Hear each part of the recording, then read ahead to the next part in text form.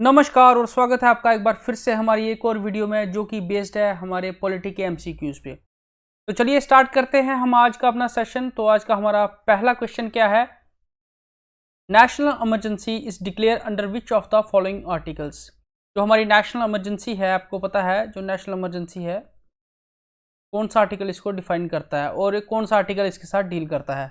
Article 352 deals with the national emergency and article 356 किससे deal करता है, स्टेट इमरजेंसी से, और article 360 deals with the financial emergency.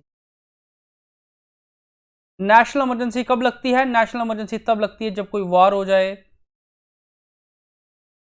Armed rebellion हो जाए या एक्सटर्नल एग्रेशन हो जाए। स्टेट इमरजेंसी तब लगती है जब स्टेट की कॉन्स्टिट्यूशनल मशीनरी जो है वो फेल हो जाए। ठीक है, ये गवर्नर बता देगा। गवर्नर क्या करता है, गवर्नर प्रेसिडेंट को बता देता है कि ऐसा ऐसा हो गया, और president on the advice of cabinet on the advice of prime minister क्या करेगा, वहां पे स्टेट इमरजेंसी लगा देगा। Article 360 deals with the financial emergency. Financial emergency तब लगती है जब देश का फाइनेंस जो है, देश की फाइनेंशियल कंडीशन ठीक ना हो, तब लगाई जाती है फाइनेंशियल इमरजेंसी। आज तक ये इमरजेंसी एक भी बार नहीं लगी है। हालांकि 1992 में इसके आसार हो गए थे लगने के, तब प्राइम मिनिस्टर मनमोहन सिंह जो थे हमारे, उन्होंने देश को संभाल लिया था। National emergency proclamation is issued in case of. National emergency कब लगाई जाती है? ये जस्ट मैंने आपको अभी पहले बताया, आर्म्ड रिबिलियन में लगाई जाती है, एक्सटर्नल एग्रेशन में लगाई जाती है और वॉर में लगाई जाती है। तो ऑल ऑफ द अबव जो है वो यहाँ पे क्या हो जाएगा, राइट हो जाएगा। डी ऑप्शन जो है वो राइट हो जाएगा यहाँ पे। तो नेशनल इमरजेंसी कब लगाई जाती है? आर्म्ड रिबिलियन में, एक्सटर्नल एग्रेशन में और वॉर के दौरान। अगला क्वेश्चन है हमारा, proclamation of emergency under article 352 is issued by which of the following. कौन इशू करता है? प्रेसिडेंट इशू करता है, आपको पता है, B is the right answer here. लेकिन किसके कहने पे करता है? प्राइम मिनिस्टर के कहने पे करता है। जो प्रेसिडेंट है हमारे, प्रेसिडेंट कोई भी काम करेंगे किसकी एडवाइस पे करेंगे? पीएम की एडवाइस पे करेंगे। प्राइम मिनिस्टर एडवाइस देंगे प्रेसिडेंट को कि ये काम करना है सर, अब ये काम कीजिए, तो प्रेसिडेंट क्या करेंगे, उस काम को करेंगे। यहाँ की अगर गवर्नर भी अपॉइंट करना हो किसी स्टेट का, अगर किसी स्टेट का गवर्नर भी अपॉइंट करना है, वो भी प्रेसिडेंट अपॉइंट करेंगे। लेकिन किसके कहने पे अपॉइंट करेंगे? प्राइम मिनिस्टर के कहने पे अपॉइंट करेंगे, प्राइम मिनिस्टर की एडवाइस पे अपॉइंट करेंगे गवर्नर को। तो नेक्स्ट क्वेश्चन है हमारा, financial emergency is imposed under article. ये मैंने आपको बहुत अच्छे से बताया अभी पहले कि 352 के अंडर आती है नेशनल इमरजेंसी, ठीक है, 356 के अंडर आती है स्टेट इमरजेंसी, और 360 के अंडर आती है कौन सी इमरजेंसी? Financial emergency. तो यहाँ पे आर्टिकल 360 यहाँ पे जो आर्टिकल 360 है वो राइट आंसर है। ठीक है, article 360 is the correct answer है। In the real sense the governor of the state is appointed by the president on the advice of the following. Same question यहाँ पे अपेयर हुआ है। जो गवर्नर है वो अपॉइंट होता है जब जो हमारी स्टेट का गवर्नर है उसको अपॉइंट कौन करता है? प्रेसिडेंट अपॉइंट करता है। ठीक है, लेकिन किसके कहने पे अपॉइंट करता है? वो किसके कहने पे अपॉइंट करता है? प्राइम मिनिस्टर के कहने पे। तो यहाँ पे जो एक्यूरेट ऑप्शन कौन सा हो जाएगा? A option is accurate here, prime minister is the accurate option. ठीक है, तो प्राइम मिनिस्टर क्या करता है? एडवाइस देता है प्रेसिडेंट को कि इसको गवर्नर चुनिए, तो वो गवर्नर चुना जाता है। Which of the following are the discretionary powers of the governor. इसमें से गवर्नर की डिस्क्रिशनरी पावर्स कौन सी हैं? जैसे आपको पता है, जब नई लोकसभा आती है तो वहां पे प्रेसिडेंट क्या करता है? प्राइम मिनिस्टर को अपॉइंट करता है, और फिर प्राइम मिनिस्टर क्या करता है? अपनी कैबिनेट के नाम प्रेसिडेंट को देता है कि इनको आप एज ए मिनिस्टर्स अपॉइंट करो। ठीक है, इनको ये मिनिस्ट्री दे दो, इस मिनिस्ट्री के लिए इनको अपॉइंट करो मेरे काउंसिल ऑफ मिनिस्टर्स को। वैसे ही जो स्टेट लेवल पे होता है, स्टेट लेवल पे ये काम किसका होता है? ये काम गवर्नर का होता है। तो गवर्नर क्या करता है? सिलेक्शन करता है किसकी? चीफ मिनिस्टर की। और अपॉइंट किसको करता है? चीफ मिनिस्टर को अपॉइंट करता है गवर्नर। और advice to the president regarding the present rule in the concern state. जो स्टेट इमरजेंसी होती है उसको हम प्रेसिडेंट रूल भी कहते हैं। और गवर्नर क्या करता है? प्रेसिडेंट को ये भी बताता है, स्टेट के अफेयर्स के बारे में बताता है, स्टेट की जो कॉन्स्टिट्यूशनल मशीनरी है वो जब फेल होगी उसके बारे में प्रेसिडेंट को बताएगा, और प्रेसिडेंट को बोलता है कि प्रेसिडेंट रूल लगा दो, यहाँ पे जो स्टेट है वो ढंग से काम नहीं कर रही है। ठीक है, ये एडवाइस कौन देता है? गवर्नर देता है प्रेसिडेंट को। Returning back the bill to the state legislature for reconsideration. ठीक है, ये भी कौन करता है? जो बिल है, बिल अगर साइन होने के लिए आया गवर्नर के पास, तो गवर्नर क्या करता है? उस बिल को रिकंसिडर करने के लिए दोबारा स्टेट असेंबली के पास भेजता है। तो ये जो तीनों काम है, ये काम तीनों किसके हैं? गवर्नर के, ये तीनों काम है। तो जो ऑप्शन करेक्ट हो जाएगा वो हो जाएगा डी। डी ऑप्शन क्या हो जाएगा? करेक्ट हो जाएगा यहाँ पे। D option is the right answer. Which of the following is not the feature of A election system in India? अब हमारे इलेक्शन सिस्टम में बहुत सारे फीचर्स होते हैं, जैसे वोटिंग हो गया, ठीक है, पोलिंग बूथ हो गया, ठीक है, उसको मेंटेन करना, उसको निगरानी में रखना ताकि धांधली ना हो, ठीक है, रिटर्निंग ऑफिसर्स अपॉइंट करना, रिटर्निंग ऑफिसर्स को ड्यूटीज देना। तो ये सब चीज़ें जो है ये इलेक्शन सिस्टम के अंदर आती हैं। तो आपको ये देखना है कि यहाँ पे कौन सी ऐसी जो बात लिखी गई है जो इलेक्शन सिस्टम के अंदर नहीं आती है इन चारों ऑप्शन में से। यूनिवर्सल अडल्ट फ्रेंचाइज, 18 साल से ऊपर वोट डाल सकते हैं, क्या ये इलेक्शन में आता है? हाँ जी, इलेक्शन का काम। सीक्रेट वोटिंग, बिल्कुल सीक्रेट वोटिंग होती है। Reservation of seats in the legislature for the members of schedule caste and schedule tribes, बिल्कुल सर, ये भी जो है ये क्या है? ये भी पार्ट ऑफ इलेक्शन सिस्टम है। तो ऑप्शन ए, बी और सी तीनों क्या है? Part of election system. तो यहाँ पे जो करेक्ट ऑप्शन जो हो जाएगा वो हो जाएगा कम्युनल इलेक्टोरेट। क्योंकि कम्युनल इलेक्टोरेट का मतलब क्या होता है?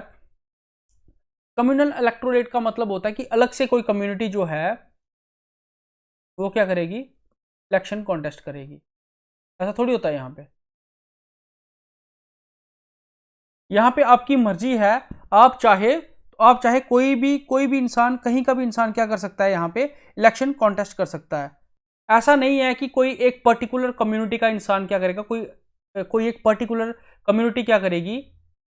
कॉन्टेस्ट करेगी इलेक्शन। ऐसा नहीं है यहाँ पे कोई भी इंसान जो है वो प्रधानमंत्री बन सकता है, कोई भी इंसान राष्ट्रपति बन सकता है, कोई भी इंसान कुछ भी बन सकता है। तो पर्टिकुलर कम्युनिटी ऐसा नहीं है कि वही इलेक्शन जो है वो कंटेस्ट करेगी, यहाँ पे कोई भी इलेक्शन कंटेस्ट कर सकता है। तो डी ऑप्शन जो है वो राइट है। राइट इन द सेंस कि ये रॉन्ग है। यहाँ पे यही पूछा है कि इन चारों में से रॉन्ग कौन सा है। तो communal electorate is not the part of election system in India. Next question की तरफ चलते हैं। Elections in India for parliament and state legislature are conducted by, parliament और स्टेट लेजिस्लेचर की इलेक्शन जो है वो कौन कंडक्ट करवाता है? वो कौन करवाता है? प्रेसिडेंट करवाता है, स्टेट इलेक्शन कमीशन करवाता है, गवर्नर करवाता है, या इलेक्शन कमीशन ऑफ इंडिया करवाता है? सबसे पहले प्रेसिडेंट का क्या काम होता है? प्रेसिडेंट का काम होता है पीएम से एडवाइस लेना, पीएम से एडवाइस लेना और उस एडवाइस के बेस पे डिसीजंस जो है उनको एग्जीक्यूट करना। ठीक है, डिसीजंस को एग्जीक्यूट करना। अपॉइंटमेंट्स करनी हो तो अपॉइंटमेंट्स करनी है, ठीक है, कोई नेशनल इमरजेंसी डिक्लेयर करनी हो तो इमरजेंसी के डॉक्यूमेंट पे साइन करने हैं। तो ये काम कौन करता है? प्रेसिडेंट के नाम पे होता है, लेकिन करवाता कौन है? पीएम की एडवाइस पे। पीएम करवाता है अपनी एडवाइस पे। स्टेट इलेक्शन कमीशन का काम क्या होता है? इसका काम होता है पंचायत, स्टेट में जो पंचायत और म्यूनिसिपैलिटीज होती हैं उनकी इलेक्शंस जो हैं वो कंडक्ट करवाना। पंचायती राज सबसे पहले कौन सी स्टेट में लागू हुआ था? किस स्टेट ने इसको अडॉप्ट किया था? राजस्थान ने। उसके बाद किया था इसको आई थिंक आंध्र प्रदेश ने। गवर्नर का काम क्या होता है? सेम एज प्रेसिडेंट, ठीक है, वो भी अपॉइंटमेंट्स करता है, स्टेट में अपॉइंटमेंट्स करता है, वो चीफ मिनिस्टर को अपॉइंट करता है। और इलेक्शन कमीशन ऑफ इंडिया का काम क्या होता है? स्टेट की इलेक्शंस कंडक्ट करवाना और पार्लियामेंट की इलेक्शंस कंडक्ट करवाना, प्रेसिडेंट की इलेक्शंस कंडक्ट कराना, वाइस प्रेसिडेंट की इलेक्शन कंडक्ट करवाना। ये किसका काम होता है? State election commission of India का काम होता है। तो करेक्ट ऑप्शन क्या हो गया यहाँ पे? Option D is the correct one here, ठीक है, election commission of India. Which among the following is और फॉल्स? इनमें से 1, 2, 3 और 4 स्टेटमेंट्स दिए आपको बताना है कि कौन सी स्टेटमेंट इनमें से फॉल्स है। For qualifying to the Lok Sabha की इलेक्शन लड़ने के लिए या लोकसभा में आपको जाने के लिए एज जो है आपको कितनी चाहिए? 25 साल चाहिए? जी बिल्कुल, हमें 25 साल ही चाहिए। और राज्यसभा में जाने के लिए कितनी एज आपकी कंप्लीट होनी चाहिए? 30 साल आपकी कंप्लीट होनी चाहिए। मिनिमम एज आपकी 30 साल होनी चाहिए और लोकसभा की 25 साल होनी चाहिए। A person can be member of both Lok Sabha and Rajya Sabha at the same time. नहीं, आप सेम टाइम पे लोकसभा और राज्यसभा की क्या हो सकते हो? मेंबर नहीं हो सकते। सेम टाइम पे आप लोकसभा और राज्यसभा के मेंबर नहीं हो सकते। अगर आप लोकसभा की सीट आपने जीत ली है तो आपको राज्यसभा की छोड़नी। बाकी तो ठीक ही है। शेड्यूल कास्ट से पर्सन बिलोंग करता है, शेड्यूल ट्राइब से बिलोंग करता है, कॉन्टेक्ट कर सकता है इलेक्शंस जनरल सीट से, ठीक है। If A member either of the house vote against the directions given by his party, तो उसको डिस्क्वालीफाई कर दिया जाएगा। तो जो स्टेटमेंट 2 है वो यहाँ पे क्या है? रॉन्ग है। तो स्टेटमेंट 2 जो है रॉन्ग है। Option D is the correct one. Directive principles of state policy is mentioned dash in the Indian constitution. Directive principles जो है वो कौन से पार्ट में मेंशन है? पार्ट 1 में तो नहीं है, ये यूनियन के बारे में है, ठीक है। पार्ट 6 में भी नहीं है, ठीक है। 8th में भी नहीं है, और पार्ट 4th में है क्या? Directive principles of state policies. DPSP किस में है? पार्ट 4 में। पार्ट 4 हमें क्या बताता है? डीपीएसपी। डीपीएसपी क्या बोलती है? ये प्रिंसिपल्स हैं जो स्टेट को फॉलो करने चाहिए before making a law. Law बनाने से पहले स्टेट को क्या करनी चाहिए? प्रिंसिपल्स फॉलो करनी चाहिए, ताकि हम जो भी स्टेट बनाए वो क्या हो? वो एक वेलफेयर स्टेट हो। कौन सी स्टेट हो? वेलफेयर स्टेट हो, ना कि कोई पुलिस स्टेट बन जाए, ना कि पुलिस स्टेट बन जाए। ये नहीं होनी चाहिए, ये होनी चाहिए। तभी हम डायरेक्टिव प्रिंसिपल क्या करते हैं? फॉलो करते हैं, स्टेट फॉलो करती है। What is the tenure of the office of the chief election commission? जो चीफ इलेक्शन कमिश्नर होता है उसका टेन्योर क्या होता है? 5 साल नहीं, 6 साल होता है उसका, लेकिन 60 साल नहीं होता। 6 साल और 65 ईयर, इन दोनों में से जो भी पहले होगा ये इसका टेन्योर होता है। या तो उसकी 6 साल सर्विस हो जाए, या तो उसकी उम्र जो है वो 65 साल हो जाए। तो option C is the correct one here. For the election commission at the district level, जब डिस्ट्रिक्ट लेवल पे रिटर्निंग ऑफिसर का जो काम है वो कौन करता है? ठीक है, वो कौन करता है? डीएम करता है। डिस्ट्रिक्ट मैजिस्ट्रेट क्या काम करता है? रिटर्निंग ऑफिसर का काम करता है at district level.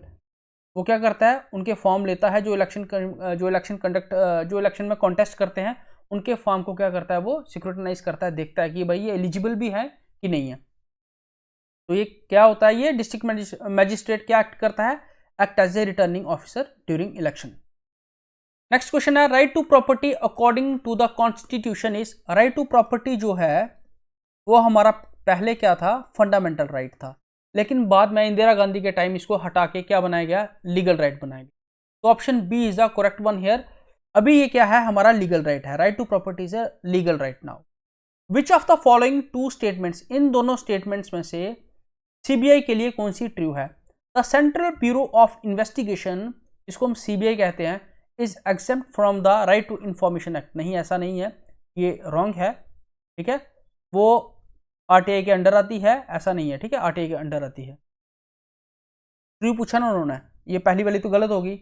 Central Bureau of investigation is a part of union subject, बिल्कुल ये यूनियन सब्जेक्ट का पार्ट है, नॉट स्टेट, ठीक है। तो यहाँ पे जो ट्रू स्टेटमेंट है वो है दूसरी वाली। Second option is correct here, क्योंकि जो सीबीआई है वो आरटीआई एक्ट के अंदर आती है। Who decides whether the disqualification by anti defection is to be done or not? ये कौन डिफाइन करेगा? ये कौन डिसाइड करेगा?